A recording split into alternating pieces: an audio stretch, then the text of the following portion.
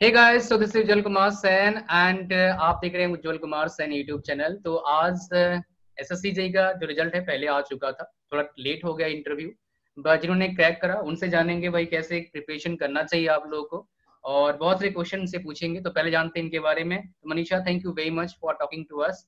तो अपने बारे में कुछ बताइए। आप कहाँ से बिलोंग करते हैं, क्या आपने पढ़ाई लिखाई करी है और कितने साल से प्रिपरेशन कर रही हैं, उसके बारे में हम बात करेंगे। तो अपने बारे में थोड़ा बताइए ब्रीफ में। Thank you sir. मैंने जो है अपना बीटेक इलेक्ट्रिकल इंजीनियरिंग से किया हुआ है बीआईटी दुर्ग से। और इस साल एसएससी जे 2018 में जो है मैंने पेपर 1 पेपर 2 बोथ क्वालिफाई किया हुआ है। एंड जो पेपर 1 के मार्क्स जो है मेरे वो 150.6 मार्क्स मैंने अचीव किया है। और पेपर 2 में जो है आंसर राइटिंग में मैंने 245 आउट ऑफ 300 मार्क्स मैंने स्कोर किया हुआ है। ओके, तो आप कितने साल से प्रिपरेशन कर रही हैं एसएससी जेई के? स्पेसिफिकली बात करूँ तो सर मैंने 1 साल इन्वेस्ट किया एसएससी जेई के लिए। एंड ईएससी का भी प्रिपरेशन मैंने किया था, लेकिन इस साल जो है वो मैंने एसएससी जेई पे ज्यादा फोकस किया हुआ था। अच्छा, ईएससी भी आपकी qualify, I think pre qualified है, आपका मेंस यस एग्जाम सर। भी होना है।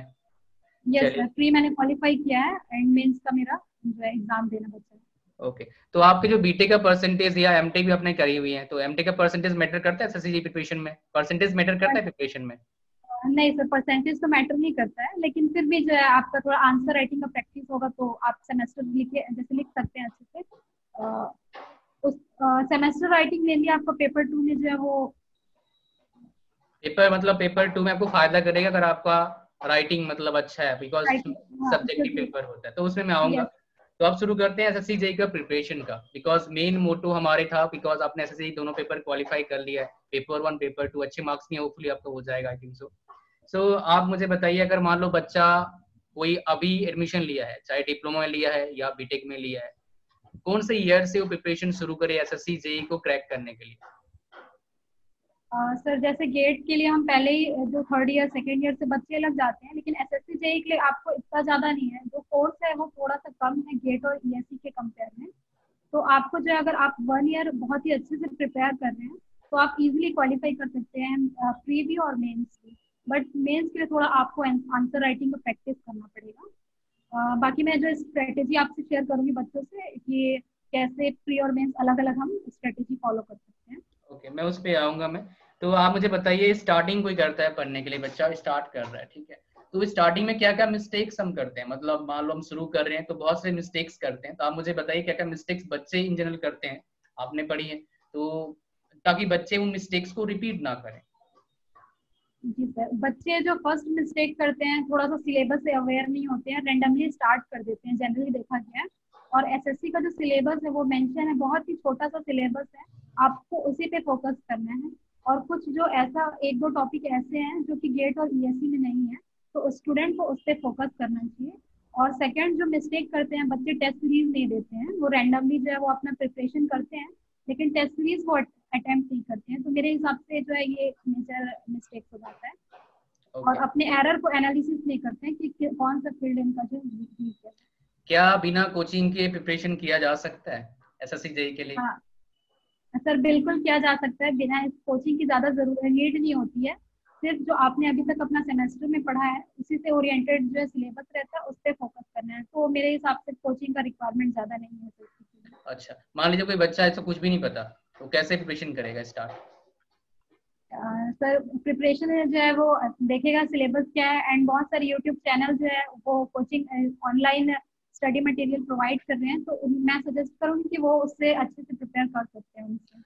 मैं ऑडियंस को बता दूं, इनके वीडियोस आने वाले हैं हमारे दूसरे चैनल पर, मैं उसका लिंक डाल दूंगा, आप उसको सब्सक्राइब कर लेना, इनके वीडियोस मिलेगा आपको, बिकॉज ये पढ़ाई है हमारे साथ, ठीक है, तो आपको वीडियोस मिल जाएगा, फ्री वाले वीडियोस सारे मिल जाएंगे आपको, इतना इन्होंने पढ़ाया, ठीक है।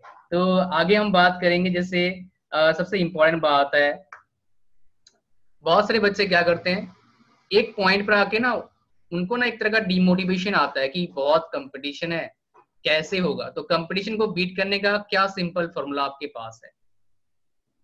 सर कंपटीशन को बीट करने का यही है कि आप टेस्ट सीरीज दीजिए, और टेस्ट सीरीज में जब आप एनालिसिस करेंगे तब आपको पता चलेगा कि आप कहाँ पर स्टैंड करते हैं, कि आपका रैंक क्या है। फिर आप अपने आप को जज कर सकते हैं कि आप फाइनल में सेलेक्ट होने वाले हैं कि नहीं। क्योंकि टेस्ट सीरीज मेरे हिसाब से पेपर 1 के लिए जो है सबसे इम्पोर्टेंट हो जाता है। ओके, ठीक है। अच्छा, टेस्ट सीरीज में बहुत सारे बच्चे और डिमोटिवेट फील करते हैं, टेस्ट सीरीज दिया, मार्क्स अच्छा नहीं आया, फिर वो बोलते हैं हमारे बस की बात नहीं है, फिर कैसे होगा नहीं काम? सर, डीमोटिवेशन करने का तो कोई सवाल ही नहीं पैदा होता है। अगर आपका प्रिपरेशन कंटिन्यू जारी रखेंगे तो डीमोटिवेशन आता है कुछ पॉइंट पे, लेकिन फिर वो अगर आपकी प्रिपरेशन अच्छी है, आप देख पा रहे हैं कि आपके मिस्टेक्स कहाँ हो रहे हैं, ओवरऑल एनालिसिस करेंगे तो जो है वो देखेंगे कि डीमोटिवेशन धीरे धीरे लो होता जाता है। टेस्ट सीरीज और अपना प्रिपरेशन मेनली फोकस करना है, क्योंकि खाली टाइम में डीमोटिवेशन आना तो ऑब्वियस है। तो आप टेस्ट सीरीज दीजिए मैक्सिमम। कितने आवर्स की पढ़ाई चाहिए एसएससी जेई को क्रैक करने के लिए डेली, और कितने साल तक पढ़ना पड़ेगा? सर बिल्कुल ऐसा डेली नहीं है कि आप 24 घंटे बुक में लगे हुए हैं, ऐसा नहीं है। और आपको 4 से 5 साल इन्वेस्ट करने की जरूरत नहीं है। मेरे हिसाब से जो अगर आप 1 ईयर या फिर 8 to 10 मंथ अच्छे से प्रॉपरली स्टडी कर रहे हैं, बिल्कुल फोकस्ड स्टडी, तो सफिशियंट है आपके प्रिपरेशन के लिए और आपका फाइनल सिलेक्शन के लिए। Alright. So non tech portion कैसे आपने प्रिपेयर किया था? बिकॉज बहुत से टेक्निकल स्टूडेंट्स मुझे पूछते हैं, सर नॉन टेक का बताओ, वो हमारे बस की बात नहीं है, इतने सारे फैक्ट्स डेली कुछ ना कुछ नया आता है करंट अफेयर्स में, कैसे करेंगे हम? सर नॉन टेक में जो है 2 पोर्शन आते हैं, रीजनिंग और जीके करंट अफेयर। तो रीजनिंग तो सर मैं डेली बेसिस पे 1 to 2 आवर्स डेली सॉल्व करती थी। और ये मैंने एक अपना रूटीन बना लिया था कि मुझे रीजनिंग का प्रैक्टिस करना ही है रोज 1 to 2 आवर्स। कभी 1 घंटे करती थी, कभी 2 घंटे, लेकिन हमेशा करती थी।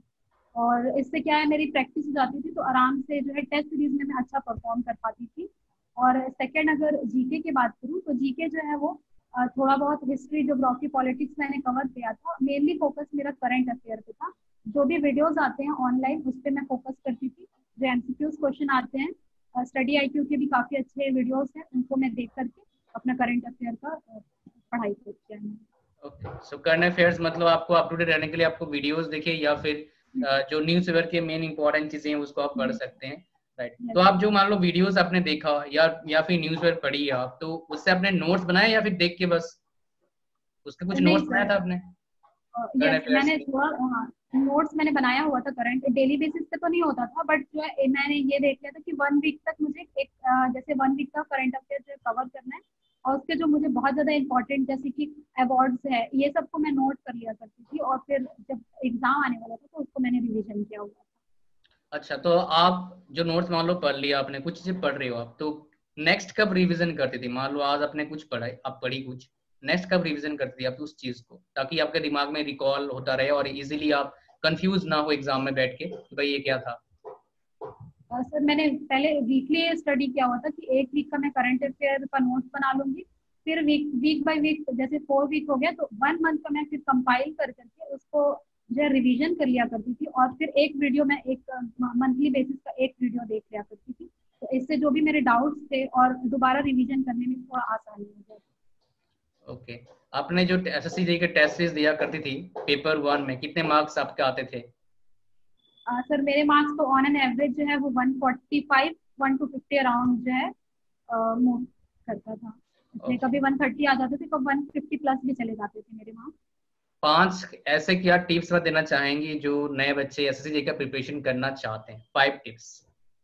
सर पहला तो टिप्स मैं देना चाहूंगी कि आप जो सिलेबस को कवर करिए अच्छे से। और जो आपका कोर एरिया है टेक्निकल, थ्योरी बहुत अच्छे से आप पढ़िए सबसे पहले। सेकंड जो है, आप जो है टेस्ट सीरीज को फोकस करिए। सबसे मेरा यही ये जो है इम्पोर्टेंट है, टेस्ट सीरीज आप दीजिए। भले आपके मार्क्स अगर कम आए उससे वरी मत कीजिए, आप टेस्ट सीरीज देते रहिए। सेकंड टिप्स है मेरी तरफ से। थर्ड जो रहेगा, आप जो भी टेस्ट सीरीज अटेम्प्ट कर रहे हैं उसमें जो आप मिस्टेक किए हुए हैं उसको आप एक नोटबुक पर नोट करिए। और देखिए कि आपका कौन सा जो फील्ड है वो वीक है, उस पर आप फोकस करिए।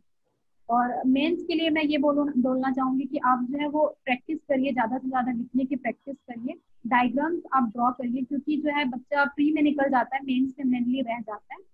तो फोर्थ ये हो गया। एंड फिफ्थ जो मैं कहूंगी कि रिवीजन करते रहिए आप अच्छे से प्रॉपरली जो है weekly on a daily basis, weekly basis and monthly basis जो है आप रिवीजन करिए। तो आप रिवीजन कैसे करती थी? लिख लिख के या फिर बस एक बार ऐसे पेज मतलब पढ़ लिया ऐसे? नहीं सर, मैं जो जैसे पहले तो मैं पेज पलट लिया करती हूँ कि एक बार देख लूँ रिवीजन करने के लिए। उसके बाद जो बहुत ज्यादा इंपॉर्टेंट लगे मुझे कि कोई फॉर्मूला जो है मैं भूल सकती हूँ एग्जाम टाइम में, उसको मैं अलग से पेज में नोट कर लिया करती थी। या फिर कोई ऐसा जो है फॉर्मूला हो गया, या फिर कोई इंपॉर्टेंट जो भी पॉइंट है सब्जेक्ट रिलेटेड, वो मैं नोट कर लिया करती थी। ओके, सो यहाँ पर मोस्ट इम्पोर्टेंट बात है कि आप पेपर 2 के प्रैक्टिस प्रैक्टिस कहाँ से करती थी? मतलब पेपर 1 की पहले बात करते हैं। पेपर 1 में क्वेश्चन आपने कहाँ कहाँ से, मतलब कौन कौन से एग्जाम के आपने क्वेश्चन सॉल्व किए पेपर 1 एसएससी जेईई प्रिपरेशन के लिए? सर पेपर 1 के लिए सबसे पहले तो जो 10 इयर्स का पेपर है प्रीवियस, उसको मैंने सारा सॉल्व किया हुआ था। उससे कितने जो बार है सॉल्व कुछ किया हुआ है? सर मैंने 3 to 4 टाइम्स सॉल्व कर चुकी हूँ मैं। एंड उसके बाद जो उसमें भी ऐसा कुछ जो क्वेश्चंस रहते हैं जो कि भूलने के चांस की प्रोबेबिलिटी उसकी ज्यादा रहती है, तो उसको मैं अलग से जो है वो पेपर में लिख किया करती थी टॉपिक रिलेटेड, कि ऐसे 10-15 ही टॉपिक रहते हैं जो आपको याद रखना होता है। तो प्रीवियस ईयर क्वेश्चन पढ़ लिया था मैंने। उसके बाद जो अदर पीएसयू एग्जाम्स होते हैं, लाइक जो भी एग्जाम होते हैं स्टेट लेवल का, एजे का प्रीवियस ईयर होता है, वो मैंने सारा कवर किया हुआ था। और ईएससी का जो है कुछ कुछ जो सिंपल सिंपल जो क्वेश्चंस आते हैं बिल्कुल फॉर्मूला बेस्ड, वो मैंने कवर किया हुआ था। ओके, ठीक है। अच्छा, नेक्स्ट क्वेश्चन यहाँ पर बहुत इंपॉर्टेंट आता है, बहुत सारे बच्चे मेरे को पूछते हैं इसके बारे में भी, कि इतने सारे चीजें होते हैं, याद रखने का क्या सिंपल तरीका है? क्या कोई सिंपल तरीका हो सकता है इन सारी चीजों को याद रखना इकट्ठा, other than doing revision very often? Sir ये याद करने का यही तरीका है कि आप एक पेज में जो भी आप भूल रहे हैं, ये हमको पता रहता है कि हम क्या भूल सकते हैं एग्जाम में, तो उसको आप नोट करिए एंड आप कहीं पेस्ट कर लीजिए, और उसको आप डेली बेसिस में देखेंगे तो आपको ऑब्वियस से याद होते जाएगा वो चीजें। और रिवीजन आप प्रॉपरली करिए। ओके, सो व्यूअर्स मैं आपको बता दूं, एसएससी का जो, अगर आप किसी ब्रांच से हो, मैकेनिकल, इलेक्ट्रिकल, सिविल, सारे का बुक्स का लिस्ट भी आपको टेस्ट से मिल जाएगा। और टेस्ट सीरीज हमारे लिए इन्होंने ही कुछ बनाया है, हम दे रहे हैं टेस्ट सीरीज, उसका लिंक भी मैं डाल दूंगा डिस्क्रिप्शन में, आप जा सकते हैं। अब coming to very important topic, family pressure कैसे हैंडल करते हैं? बिकॉज सर गर्ल से लड़की और फैमिली प्रेशर। फैमिली प्रेशर तो होता ही है, लेकिन जो है वो फैमिली को भी थोड़ा सा सपोर्ट करना चाहिए कि अगर बच्चा 1 साल में नहीं निकाल पा रहा तो उनको थोड़ा सा टाइम देना चाहिए, क्योंकि कंपटीशन काफी ज्यादा है। एंड उस प्रेशर को आपको हैंडल करते हुए जो है आपको तैयारी करनी है। तैयारी करते वक्त दौरान जो आपको फैमिली प्रेशर बहुत ज्यादा होगा जब, लेकिन आप जब रिजल्ट आएगा तो आप देखेंगे कि प्रेशर कुछ भी नहीं रहेगा, सब जो है वो आपके साथ रहेंगे। तो कहीं का भी प्रेशर हो आप उसको हैंडल करिए प्रॉपरली, अपना पढ़ाई कंटिन्यू रखिए। अगर कोई भी प्रेशर आता है तो आप बीच में स्टॉप मत होइए, पढ़ते रहिए। ओके, इसका मतलब आप बोल रहे हैं कि जो आपके अगेंस्ट हैं भी, अगर आप एग्जाम क्रैक कर लोगे वो आपके साथ हो जाएंगे, मतलब लोग सिचुएशन देख के बातें बोलते हैं, इसका मतलब ये है, सिंपल सी बात। बिल्कुल बिल्कुल। राइट, मतलब सही बता दिया, सारे यही बात करते हैं। चलिए ठीक है। अच्छा, मुझे ये बताइए, बड़ी बहुत इंपॉर्टेंट बात, क्या मोटिवेशन आपके पास होता है कि आप पढ़ते रहो पढ़ते रहो पढ़ते, मतलब क्या ऐसा मोटिवेशन होता है कि मुझे पढ़ना है? ये मोटिवेशन सर थोड़ा इंपॉर्टेंट मोटिवेशन, फैक्टर है। बहुत से लोग वीडियोस देखते हैं, लेकिन बहुत से मुझे बच्चे कंप्लेन करते हैं, सर वीडियो देखते हैं मोटिवेशन आ गया, लेकिन जैसे ही पढ़ने बैठते हैं धीरे धीरे खत्म। तो क्या ऐसा हम करें ताकि मोटिवेशन हमारे साथ बना रहे, और हम कोई और, मतलब एक्सटर्नली हमें जाने का जरूरत नहीं मोटिवेशन लेने के लिए, वो इंटरनली हो कि मैं पढ़ूंगा मतलब पढ़ूंगा, उसके लिए मुझे वीडियोस या फिर किसी और चीज को देखने की जरूरत ना पड़े, ताकि वो देखूंगा फिर मैं डाउन हो जाएगा। तो ऐसा क्या करने हम, या फिर आपने करी होंगी मे बी, कि आपको अंदर से मोटिवेशन मिले कि मुझे पढ़ना है? सर मेरा मोटिवेशन ये था कि जो है मुझे जो भी डिपार्टमेंट है पीडब्ल्यूडी और एमईएस, वो बहुत अच्छे डिपार्टमेंट है, एंड एट द एंड मुझे जो है वहां पर जाना है। यही मेरा मेन मोटिवेशन था कि अगर मैं पेपर 1 पेपर 2 दोनों क्वालिफाई करती हूँ तो मुझे बहुत ही अच्छा डिपार्टमेंट अलॉट होने वाला है, एंड आगे का जो मेरा फ्यूचर है वो बहुत ही अच्छा होने वाला है। अभी जितने भी प्रेशर है वो मैं हैंडल कर लूंगी, नेक्स्ट जो मुझे मिलेगा फाइनली वो मेरे लिए बहुत ही ज्यादा अच्छा होगा। यही मेरा मोटिवेशन था। मतलब अंदर से मोटिवेशन आपका रहता है। चलिए बहुत बढ़िया जी बात, ये आपने सही बताया कि अंदर की मोटिवेशन, मैं भी एक्चुअली देखा, मैंने बहुत टाइम मेरे को भी लगता है काम करते करते अब नहीं होता, लेकिन अंदर से मोटिवेशन आता है, करना है मतलब करना है, सिंपल सी। Okay, that's really great. तो चलिए व्यूअर्स, आई होप सो आपको कुछ चीजें यहाँ पर क्लियरिटी मिल गया। मैं कुछ और क्वेश्चंस इनको पूछता हूँ जो इन जनरल बच्चे प्रॉब्लम फेस करते हैं, न्यूमेरिकल प्रॉब्लम्स या फिर डेरिवेशंस की बात करेंगे पेपर 2 का। आपने कैसे प्रैक्टिस करा? बड़े बड़े न्यूमेरिकल्स आते हैं और आपके बड़े बड़े डेरिवेशंस आते हैं, तो कैसे आपने याद रखा इतने बड़े डेरिवेशंस को? इसलिए आपने लिख लिख के याद करी या फिर क्या आपने टिप्स एंड ट्रिक्स अप्लाई करा? यस सर, डेरिवेशन के लिए आपको इम्पोर्टेंट है कि आपको बार बार उस चीज को डेरिवेशन को है लिख लिख के सॉल्व करना पड़ेगा। न्यूमेरिकल जो है आप प्रीवियस ईयर के सॉल्व करिए क्वेश्चन, आप देखेंगे कि जो है न्यूमेरिकल के कुछ सिंपल सा फॉर्मूला बेस्ड आपसे पूछा जाता है, ज्यादा एकदम टफ क्वेश्चन नहीं पूछा जाता है, तो आपको प्रैक्टिस करना पड़ेगा। कैलकुलेटर का जो है आपको यूज करते बहुत अच्छे तरीके से आना चाहिए, क्योंकि वहां पर आपको साइंटिफिक कैलकुलेटर अलाउड होता है, तो जो पेपर भी टू आप में अलाउ होता है, कैलकुलेशन। पेपर वन नहीं होता है, पहले बताया था बच्चों को। पेपर में कुछ भी अलाउ नहीं होता है, पेपर टू में अलाउ होता है। तो पेपर टू के लिए डेरिवेशन जो है आप बार बार करिए, देखिए किस तरीके का डेरिवेशन पूछ रहा है, उसको आप बार बार लिख करके एक पेज में जो है वो आप लिख लीजिए एंड रिवीजन करिए उसका। और न्यूमेरिकल के लिए मैं यही सजेस्ट करूंगी कि आप कैलकुलेटर पे सबसे अच्छी कमांड होनी चाहिए आपकी, एंड क्वेश्चन आप सॉल्व करिए एंड देखिए प्रीवियस ईयर का किस तरीके का क्वेश्चन है, उस तरीके का आप और भी क्वेश्चन का प्रैक्टिस कर सकते हैं। सो अदर देन आपने प्रैक्टिस करी एसएससी जेई के प्रीवियस ईयर मेनली, तो क्या आपने ईएससी के प्रीवियस ईयर प्रैक्टिस करी? ईएससी के जो और प्रीवियस ईयर क्वेश्चन है। यस सर, मैं देख रही थी कि जो उससे किस तरीके का क्वेश्चन है ईएससी में आया हुआ है, कंपेयर किया मैंने दोनों को कि किस तरीके का क्वेश्चन दोनों में ही कॉमन है। तो देखा कि बहुत ही सिंपल सा न्यूमेरिकल्स वगैरह जो है आता है ईएससी में भी, जो 5 to 10 मार्क्स का आता है, सेम जो है वो इसमें भी आ जाता है। लाइक नेटवर्क थ्योरी आप देखेंगे तो सेम रिपीटेड क्वेश्चन है, तो मैंने उसका भी प्रैक्टिस किया हुआ था अच्छा।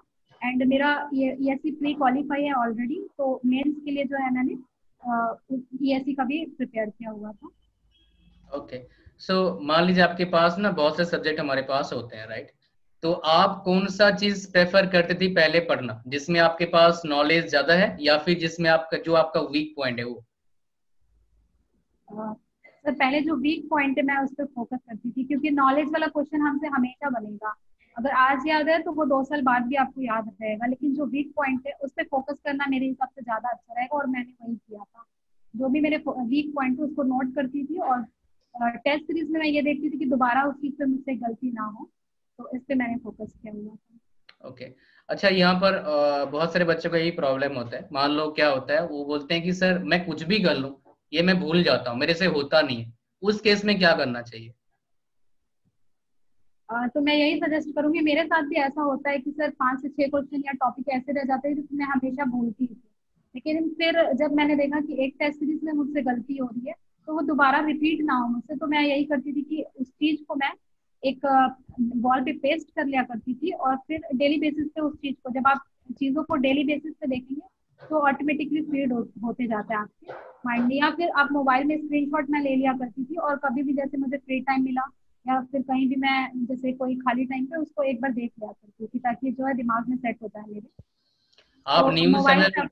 हाँ हाँ, आप कंप्लीट कर लीजिए, क्या बता रही थी? है, तो मोबाइल जो है वो मेरे हिसाब से बहुत अच्छा है। आप कहीं भी लेके जाते हैं अपना सेल फोन, तो आप उसमें स्क्रीनशॉट ले करके कहीं भी आप देख लीजिए, या एग्जाम टाइम के पहले आप जो एक बार देख लीजिए कि आपसे ये गलती हो सकता है, तो एग्जाम में, फाइनल एग्जाम में आपसे गलती ना हो। Alright alright, great. तो यहाँ पर ना बहुत सारे बच्चे, मुझे और एक वेरी इंपॉर्टेंट पॉइंट है, डिस्ट्रक्शन, लाइक टीवी हो गया, सोशल मीडिया होगा, आप इनसे कैसे बचें? बच्चे, आप कैसे बची थी? बिकॉज जो भी एग्जाम क्रैक करते हैं, मैं सबसे पूछता हूँ, सारे बोलते हैं मैं ये सब कट कर दिया था ना, मैं किसी जगह पर कुछ कमेंट करता था, ना लाइक करता था, ना डिसलाइक करता था, ना कुछ नहीं। मतलब जो टॉपर्स से मैंने बात किया, सारे टॉपर्स, तो मतलब जिन्होंने अच्छा एग्जाम क्रैक भी किया हुआ है, गेट का या फिर एसएससी जेई का या ईएससी का, तो सारे लोग कट रहते हैं टीवी से। उसके बाद आपका क्या उसका नाम है, टीवी हो गया, आपका न्यूज चैनल हो गया, सबसे वो कट करते थे। तो आप कैसे करेंगे? सर हमें एग्जाम ओरिएंटेड रहना है, तो टीवी या फिर न्यूज चैनल देखने का तो ज्यादा फायदा नहीं है। आप करंट अफेयर हम्म आपसे पूछने वाला है, तो आप मंथली कंपाइलेशन देखिए, हम्म। उसके लिए आप जो है वो यूट्यूब यूज कर सकते हैं। या फिर आपको और लगे कि कोई, यस, आपको कोई लगे कि एक लेक्चर इंपॉर्टेंट होने वाला है आपके लिए, आप उसको देखिए। बाकी टीवी तो मैं नहीं देखा करती थी, एंड व्हाट्सएप फेसबुक वगैरह बहुत ही कम यूज किया था मैंने। बिल्कुल हम्म, अगर कोई इम्पोर्टेंट चीज है उसके लिए बस मैं देखती थी। बाकी आपको सोशल मीडिया से जो है वो ऑलमोस्ट कट होना पड़ेगा कुछ समय के लिए। जब आप हो जाएगा तो आप यूज करिए, आप कोई दिक्कत नहीं है। ओके। वैसे सोशल मीडिया में बहुत कचरा आता है, देखना नहीं चाहिए, मैं तो सबको मना करता हूँ। इसको यूज करो बस मार्केटिंग पर्पस या फिर कुछ पॉजिटिव इम्पोर्टेंट। पर्पस में यूज करो, या फिर मत यूज करो, बिकॉज ये बहुत टूल अच्छा है, बट नेगेटिव तरीके से आप बहुत जल्दी चले जाओगे, फिर आप हाँ, आपका फिर जो क्योंकि मेन क्योंकि मोटो है सर लाइफ का वो हट जाएगा।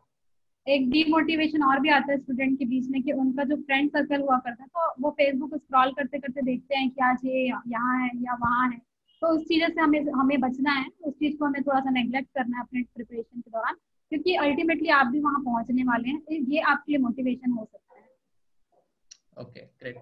अच्छा, सबसे इम्पोर्टेंट बात और एक, सबसे ये बहुत सारे बच्चों का प्रॉब्लम रहता है, मैंने देखा है, आप मान लो क्या है, आपको एक स्टेज आता है, राइट, आपको लगता है कि अब नहीं होता, अब मेरे बस की बात नहीं है, बिकॉज फिर ना बंदा अंदर से टूट जाता है। बहुत सारे को देखा मैंने करते करते, और एक्चुअली जो स्टेज वो पार कर लेते हैं वो काफी कुछ कर लेते हैं, और जो नहीं पार कर पाते हैं वो फिर पीछे हट जाते हैं, कुछ और करते हैं। तो स्टेज कब होता है, या तो एज का प्रॉब्लम होता है, या तो फाइनेंशियल प्रॉब्लम होता है, या फिर बहुत ज्यादा प्रेशर होता है। तो अब मान लो किसी बच्चे के पास एज का प्रॉब्लम है, या फाइनेंशियल प्रॉब्लम है, या प्रेशर का प्रॉब्लम है, तो अगर उसको बहुत जल्दी क्रैक करना हो एग्जाम को, बिकॉज देखो ये प्रॉब्लम तभी आता है जब आप काफी टाइम से प्रिपरेशन कर रहे हैं, 4 साल 5 साल 6 साल से। तो आपके पास ऐसा क्या कोई कुछ टिप्स है, या फिर कुछ आप बताना चाहेंगे हमारे व्यूअर्स को कि हम 2-3 साल में ही क्रैक कर लें? अगर मान लो किसी का 2 से 3 साल में क्रैक नहीं होता है, तो आप उसको क्या सजेशन देंगे? दो क्वेश्चन आपके सामने, कैसे हम प्रिपरेशन करें कि हमारा 2 मैक्सिमम ईयर्स में आपका एग्जाम क्रैक हो जाए, आपको जॉब लग जाए? अगर उससे ज्यादा लग रहा है तो आपको क्या प्रिपरेशन करते रहना चाहिए? बहुत सारे बच्चों का लाइफ खराब होता है, बहुत सारे बच्चों का, बिकॉज वो 8 साल 9 साल लगे पड़े हैं, और फिर लास्ट में बहुत से बच्चों का होता नहीं है, कुछ और करते हैं, बिकॉज उन्हें 8 साल जिंदगी का लाइफ का बहुत इंपॉर्टेंट टाइम था वो खराब कर दिया। तो आप इसमें कैसे करना चाहिए, मतलब क्या इसमें आपका क्या सिग्निफिक, मतलब आपका क्या इसमें इनपुट रहेगा इस पूरे सिनेरियो पर? Yes sir. तो जो भी जो 3 साल या 4 साल हो गए जिनके प्रिपरेशन के लिए, उनके लिए मैं यही कहना चाहूंगी कि आपके आपके जो प्रिपरेशन में कहीं ना कहीं मिस्टेक जरूर आ रही होगी, कि आप जो है 2 या 3 मार्क्स से रह जा रहे होंगे। तो मेरे हिसाब से उनके लिए जो है एक और जो है अटेम्प्ट देना चाहिए, क्योंकि अगर वो अभी यहाँ तक आए, आप 25 स्टेप है, अगर आप 24 स्टेप तक पहुंच चुके हैं, तो आपको स्टेप बैक नहीं लेना चाहिए, आपको जो अपना एक प्रिपरेशन और देखनी चाहिए। एंड जो भी आप मिस्टेक किए हुए हैं, आपको उसको ढूंढ करके ये मिस्टेक को अवॉइड करना है। और प्रेशर जो है, प्रेशर सबके लाइफ में आता है, उस प्रेशर को आपको हैंडल करते आना चाहिए। फाइनेंशियल प्रॉब्लम हो सकती है, लेकिन अगर एसएससी जेई की बात करें तो जो है इसका ऐसा नहीं है कि इसे 3 से 4 साल आपको लगने वाले हैं। आप 1 साल जो है इन्वेस्ट करिए अपना प्रॉपरली, एंड आप देखेंगे कि प्री मेंस जो है वो आप अच्छे से अटेम्प्ट कर पाएंगे। प्लस जो भी फैमिली अगर प्रेशर किसी का आ रहा है, या एज प्रॉब्लम हो रहा है किसी को, तो जो है एज प्रॉब्लम हो रहा है, तो ये समझ लीजिए आपके लिए आखिरी अटेम्प्ट है, और आखिरी अटेम्प्ट जो है वो आपका बेस्ट होना चाहिए, क्योंकि आप इसके बाद जो आपको अटेम्प्ट नहीं मिलने वाले हैं। तो उनके लिए यही सजेशन है कि जो है आप जो है, कई लोग ऐसे स्टूडेंट होते हैं जो कि लास्ट अटेम्प्ट में भी निकालते हैं, क्रैक करते हैं, क्योंकि आपने अभी तक पेशेंस अच्छे से रखा हुआ है। तो आप एक और अटेम्प्ट अच्छे से दीजिए। हो सकता है आप टेस्ट सीरीज नहीं दिए होंगे, या फिर अच्छे से स्ट्रेटेजी फॉलो नहीं किए होंगे, तो मैं उनके लिए यही सजेस्ट करूंगी कि आप एक बार और अटेम्प्ट करिए, आपको क्रैक करिए। ओके, मतलब आप सही बता रहे हैं कि आपको कोई प्रॉब्लम आ रहा है, तो मतलब कुछ हो नहीं रहा है, तो पहले आप रिव्यू करो क्या आपका प्रॉब्लम है, क्या मिस्टेक्स आप कर रहे हैं, और रिव्यू करने के बाद जो आपको प्रॉब्लम लगा उस पर जम के लग जाओ, और जी जान लगा के काम करो, और आप एग्जाम क्रैक कर सकते हो अगर आप सही से इस पे काम करते हो। That's really great. तो इसके बाद हम अपना सेशन हम खत्म करेंगे। Thank you very much Manisha, and congratulation to you. And viewers, I hope so आपको पता लगा चीजें, बहुत सी चीजें डाउट्स था, मैंने क्लियर करवाने की कोशिश किया। And thank you much for watching guys. So like करें वीडियो को, शेयर करें दोस्तों के साथ, एंड सारे लिंक्स में डाल दिया, टेस्ट सीरीज का, किताब का, और इनके वीडियो जो आएंगे जिस चैनल पर, वो भी मैंने लिंक डाल दिया है, so that you can watch her videos as well. So guys, thank you very much, bye bye, see you soon, God bless you all the guys.